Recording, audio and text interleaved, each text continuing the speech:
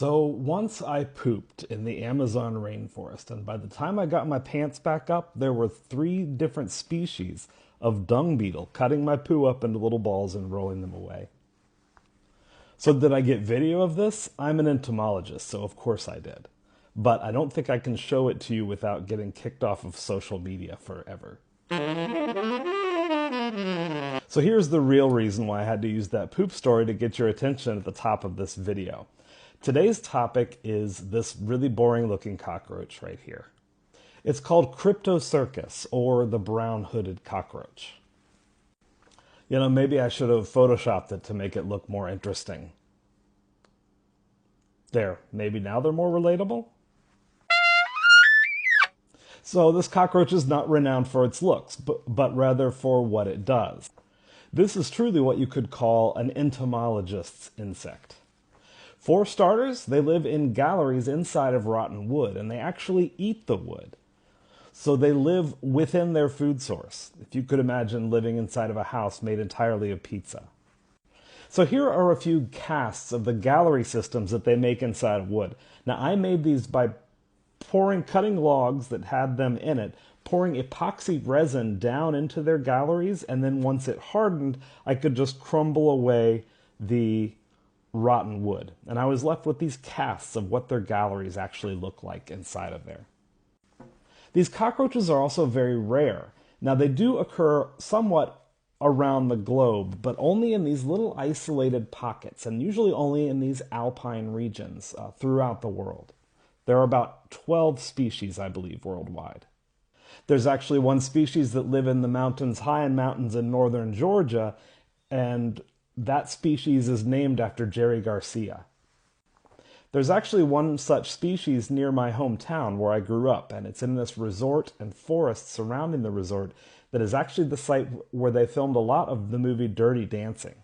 So now when you're watching that movie, I want you to realize that they're walking around in the forests with the most interesting cockroach in the world. And here they are dancing dirty on top of one such log. So another oddity is that they're very slow growing. It takes about 7 years for one of these to reach adulthood.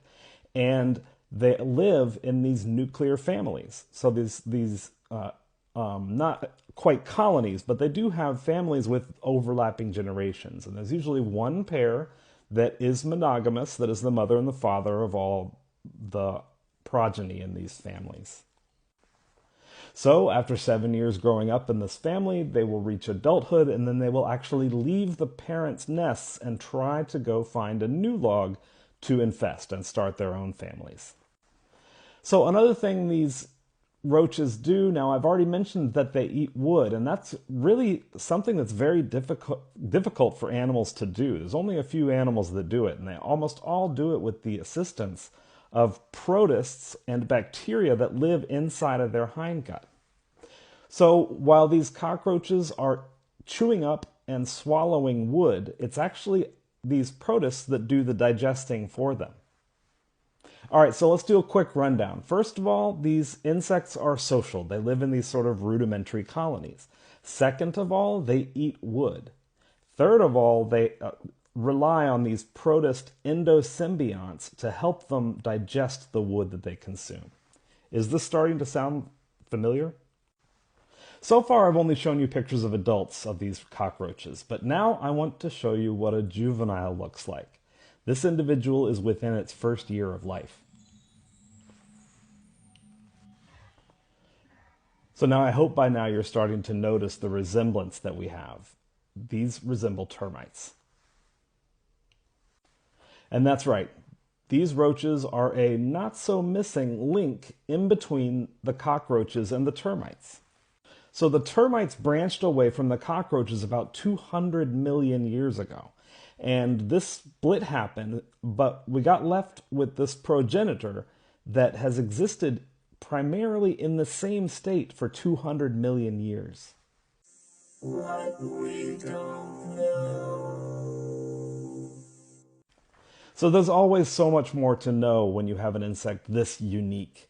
One thing that certainly could use some more work is the evolution of these guys and how they split from the cockroaches. One particularly interesting topic is how sociality evolved in this group, in the termites. We have their ancestor here, and we can learn more about what might lead a rudimentary type colony for the cockroaches to a very complex colony structure in the termites.